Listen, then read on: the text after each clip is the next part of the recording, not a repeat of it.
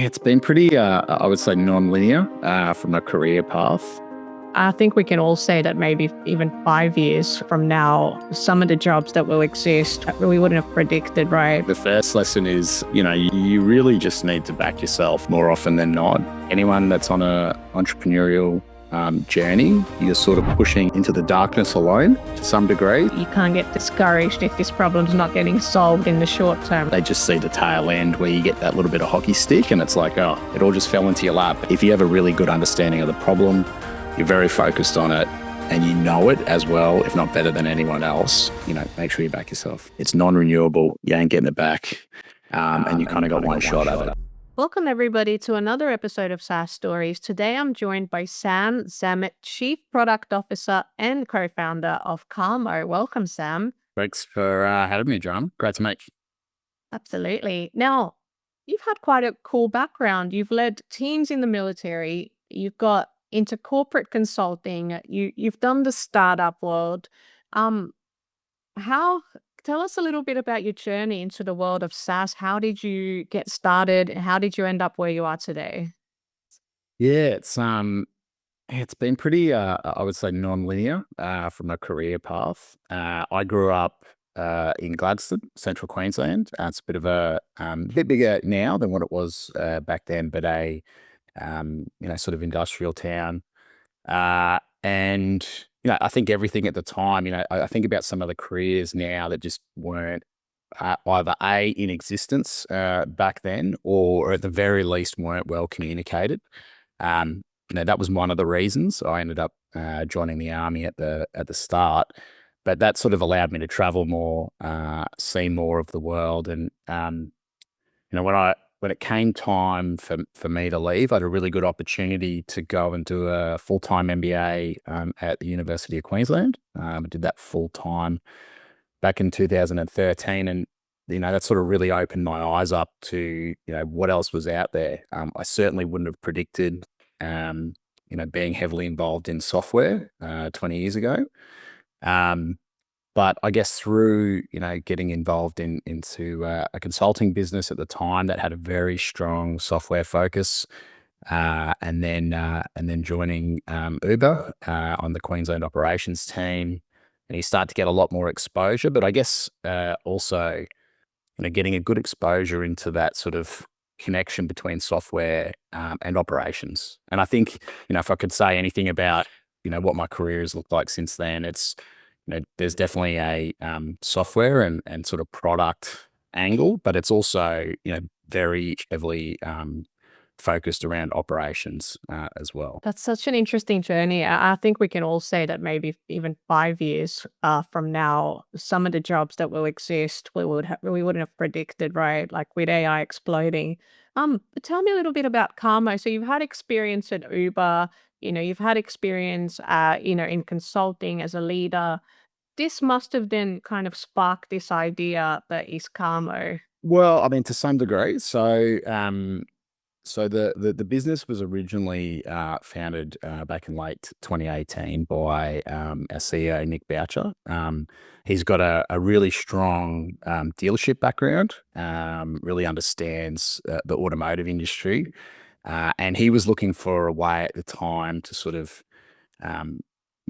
to some degree support dealers in selling cars. Pre-COVID, it was a pretty tough industry, I think. The gross margins were slowly declining over time. Volume was down, and so he was looking at how to become a not just deliver a consumer product, but do it in a way that really supported dealerships and acted as a good partner to them. So that kicked that off. The nature of the business at the time was heavily focused around rideshare rentals, so vehicles to Uber drivers. And then in 2021, and I've known Nick for a very long time, about 20 years now, he approached me and sort of said, asked me what I was up to. At the time, I was doing some sweat equity work. Prior to that, I'd been involved with another startup that hadn't worked out, and was involved in Uber's e-mobility push. into Queensland, which, naturally COVID kind of put a bit of a stop to. And so the timing was right to join the team. It was principally focused at the time on growing this sort of private car subscription market.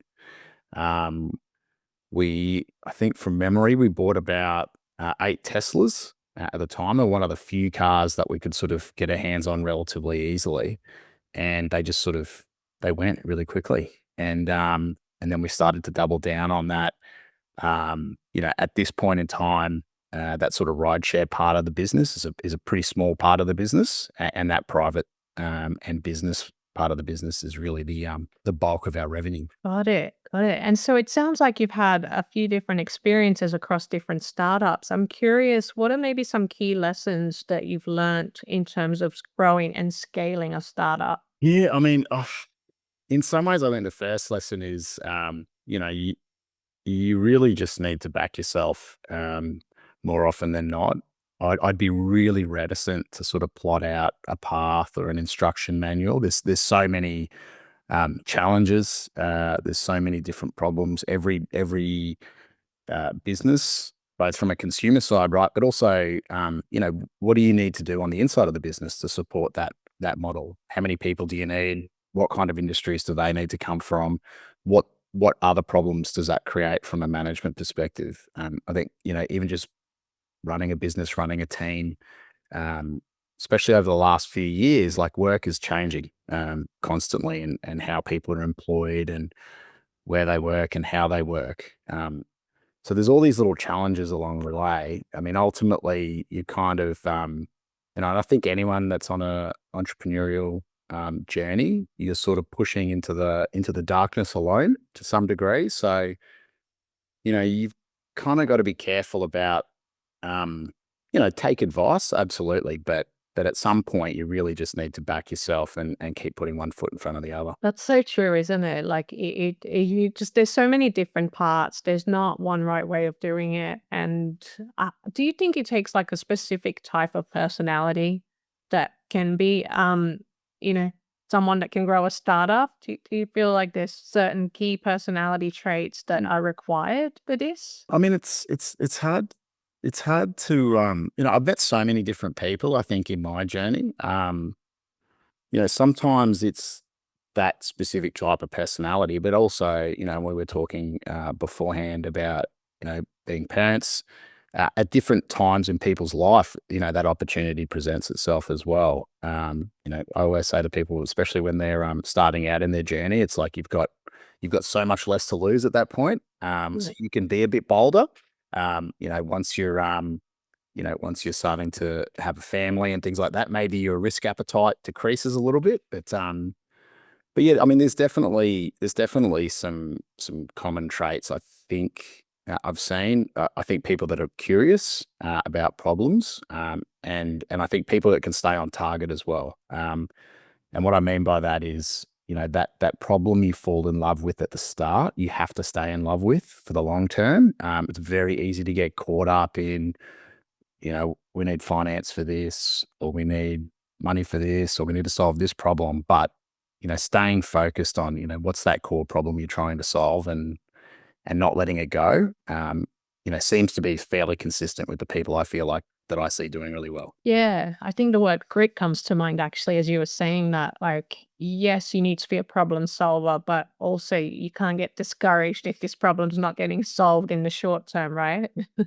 Well, and then, the tail end of that as well is, the grit question. A very good friend of mine, we uh, we were catching up over the weekend, and he's got a business based in Sydney. Now he's had sort of multiple iterations of this, and it's starting to take off a bit for him at the moment. But I'd said to him, no one sees that sort of 4 years of grinding away and trying to make it work. They just see the tail end where you get that little bit of hockey stick, and it's like, oh, it all just fell into your lap. And you're right. Like, I think about him. He's had to show a heap of grit to kind of move through that, and he's at the tail end now, but he certainly wouldn't be there without it. Yeah, absolutely.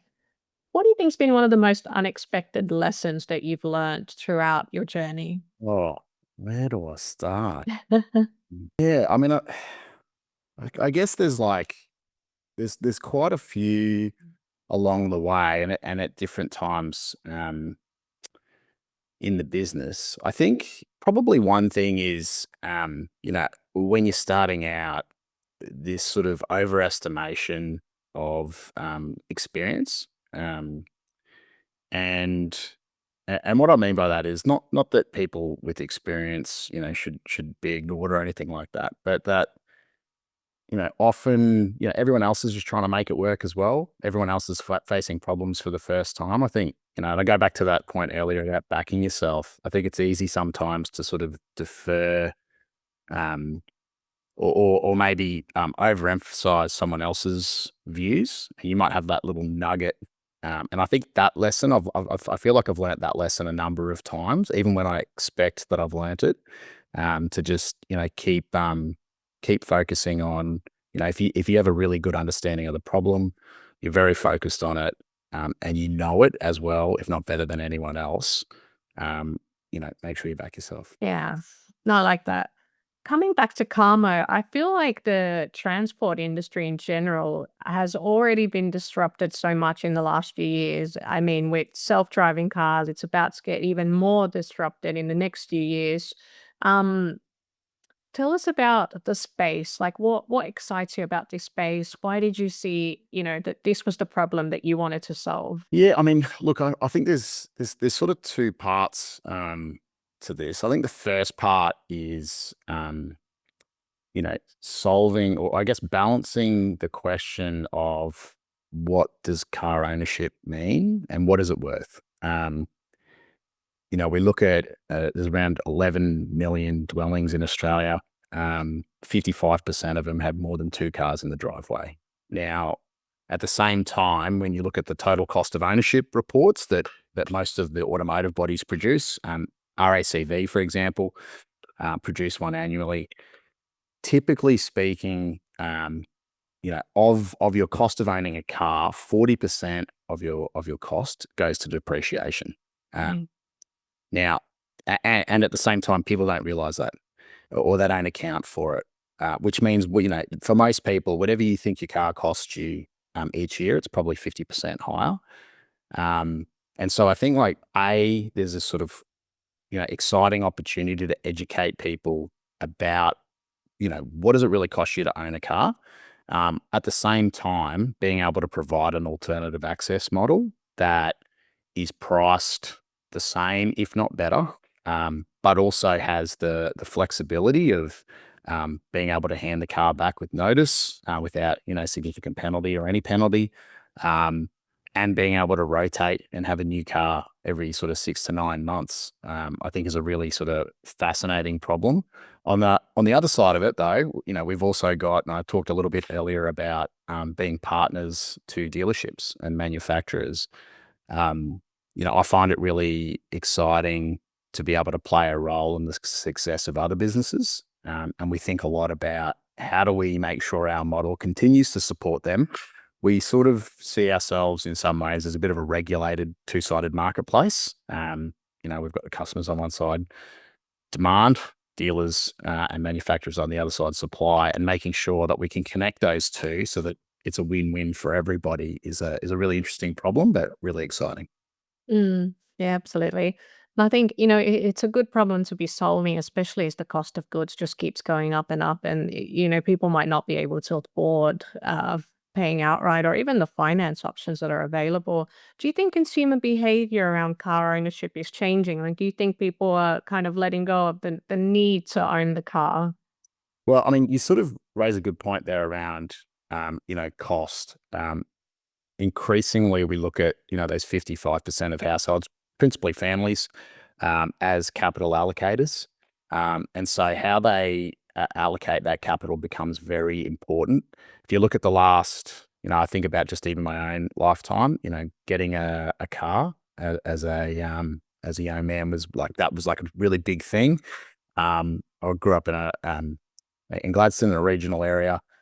So, it wasn't like public transport was a huge thing at the time, and it really represented like a significant amount of freedom. If I plot forward to now, I think some of the demographic data is suggesting younger people are getting driver's licenses at lower and lower rates.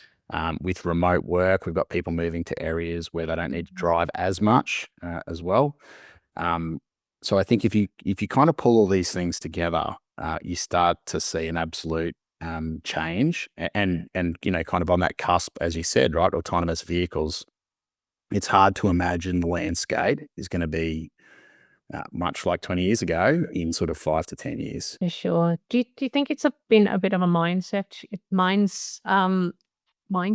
shift, I should say? Like, are people still needing to be educated in this space? Are they very much aware of this option? What kind of marketing have you had to do to kind of make people aware of you? Yeah, I mean, to get to where we are now, it's principally been performance marketing. Um, we've been very, very sort of cost focused. We're starting to get a little bit more headway now, so we're starting to think more and more about above the line of brand strategies. I mean, we absolutely think there's a huge, huge runway for us in terms of both brand and category marketing. We want to be, synonymous with car subscription in Australia. There's a long way to get before we can get there. And at the same time, I think, a lot of people are really still not educated about car subscription in general, how it works, and how it would fit in with their life. But also, like, how does it compare to say a long-term lease, short-term rental, outright ownership, finance. Yeah, yeah.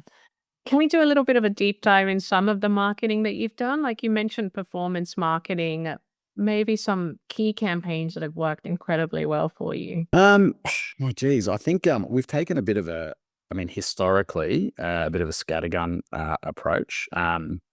Interestingly, so we have operations in Sydney, Melbourne, Brisbane, Adelaide, Perth.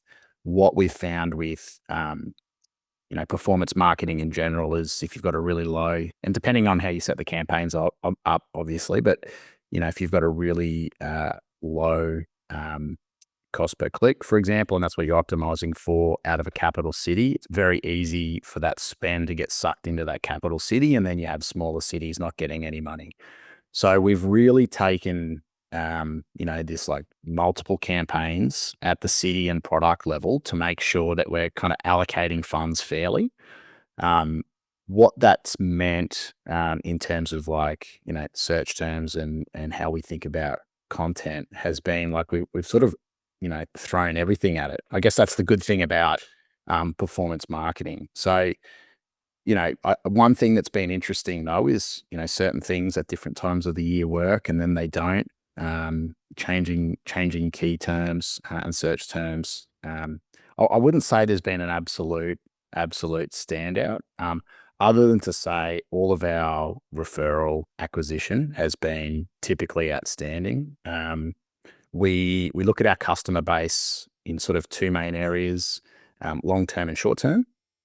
And what I mean by that is, we have people come to us for a defined period. So they might be waiting for it. They might have purchased a new car. They're waiting for a new car to arrive. It's 5 months away. They need an interim step.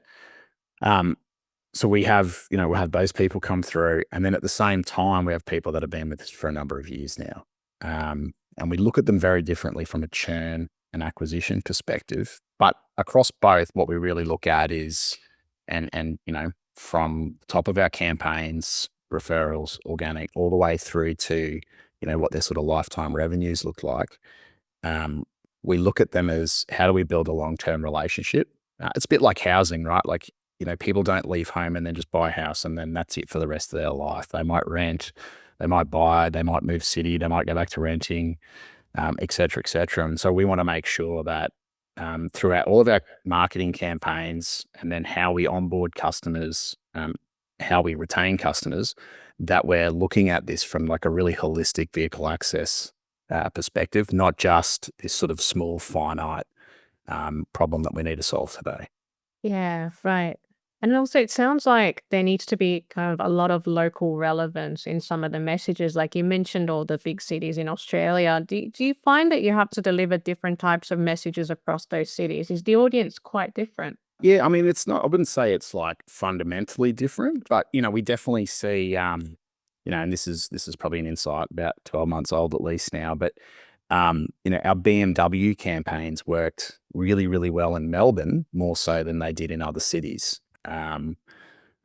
There's all these sort of localized, very small things, and I think that's where like campaign optimization is really important and Mm. staying on top of that. Yes, throw a couple of like try to swing for the fences campaigns and kind of you know find those insights, but most performance marketing we've found is really a case of like incremental gains and optimizations and trying to retain a high degree of spend efficiency. But I mean, to talk to your localization, we've also, we've got operations staff in all of these cities. And, to some degree, like, they're the face of our brand. When you look at our Google campaigns, I think our staff are mentioned as much, if not more than Karmo. There's a really strong role, not just for your digital localized presence, but, for certain products. And I think we're one of those to have a local presence where we're building a human relationship, not just a brand relationship with our customers is really critical. Yeah, I love that. I think it's definitely a people business will do well. But also, yeah, I was going to ask if you do have operations on the grounds because, obviously having that local knowledge would really help. With that in mind, do you have global aspirations? Like if you were to go somewhere like the US or, in Europe, would that be kind of like the first step, finding the person on the ground that can help you run with it? Yeah, I mean, it's interesting, right? So we do talk a lot about global aspirations, and we certainly have them. I mean, in the short to medium term, we're really focused on Australia and getting our not just our operations and kind of marketing right. But for me, as chief product officer, our platform ready for scale. There's a whole bunch of like localization challenges, whether it's currency, tax laws, invoicing requirements for different markets. So we want to get the scalability question right in Australia first. But certainly when we look internationally, I think Europe and the US are kind of the standouts for us at the moment. But in some ways they're very different, and in other ways they're very similar. Whenever we do a review of the for example, the US state-based tax codes, you could almost look at that as 51 individual countries. Yeah. Um, Europe, on the other hand, very much the same, maybe a little bit more homogenized on the regulatory side, but different languages. And kind of other cultural norms that go with that. I think operationally, we want to sort of be able to be set up that we could deploy wherever, but we also, have a strong view that localized marketing and messaging is going to be really critical to getting penetration into market. Yeah, for sure. I've definitely heard that one before as well. The US is like, you have to look at it as 50 different countries, not states. It's incredible how different they are. Um, Coming back to some life hacks, you obviously have a background in military. I'm curious, are there any habits or routines that you've learned in the military that are now helping you in this journey on entrepreneurship? Yeah, I mean, look, first and foremost, just having a fitness regime of some description has been, and certainly as I've gotten older as well. I think there's a lot to be said for, how routine and especially something physical can kind of, make you a bit happier, de-stress a little bit, like all those sorts of things. So true. Mm. So I think that's probably been a big part. Probably don't do it as much as I should, but I know it's there, so I need to do it. But I think like in addition to that, like I guess at work, trying to be consistent around, what we're doing, roles and responsibilities, and all just the fundamentals around running a team and being in a team. Especially in startups, right? It's like goalposts are shifting constantly. Mm. That can be a very challenging environment to work in for staff. Especially when they're trying to like put the blinkers on, work on something deep for a period of time. If there's constant context switching or new initiatives, so trying to just control that and being very focused on, this is the mission, these are the people, these are their responsibilities, and trying to maintain some consistency around that as much as possible. Yeah.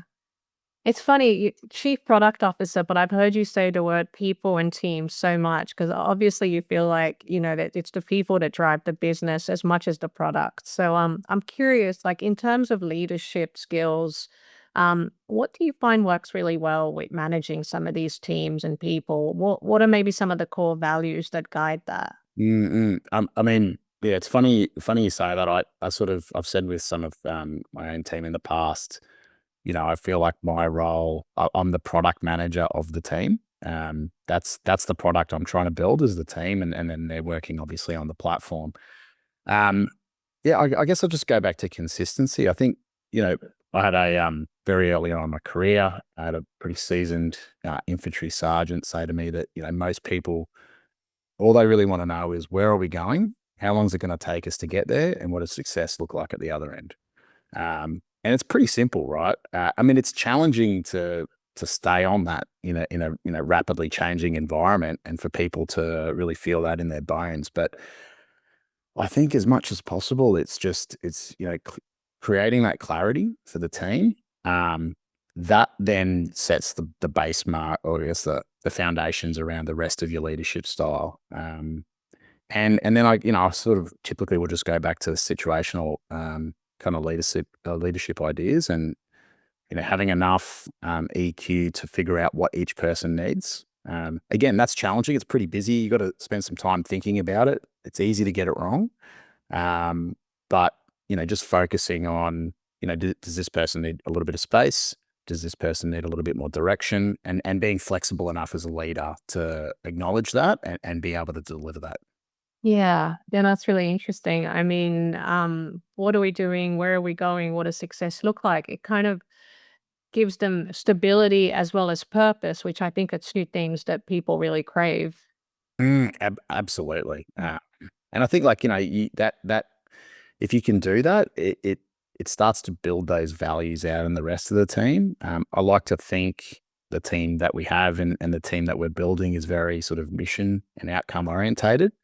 Um, which means, a lot of the other stuff, right? Individual point scoring, ego kind of drops away a little bit, and you start to really narrow in on, what's the purpose? What's the kind of truth of the problem we're trying to solve? And that attracts a certain kind of person that, you start to get some of these values come out just by chance almost.